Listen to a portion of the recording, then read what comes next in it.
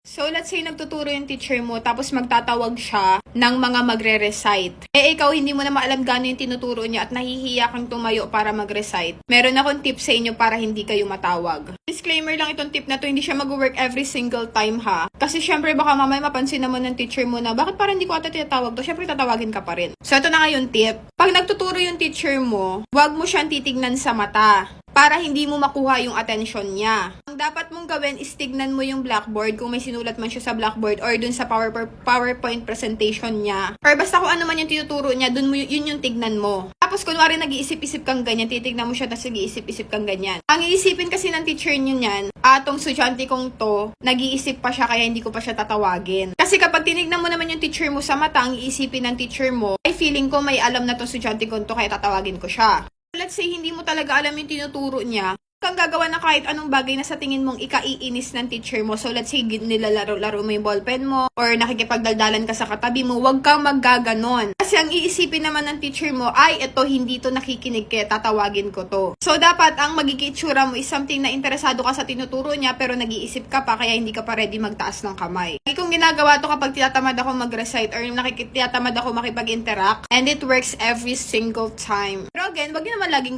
gawin yun. Mas maganda pa rin mag-recite pa rin kayo.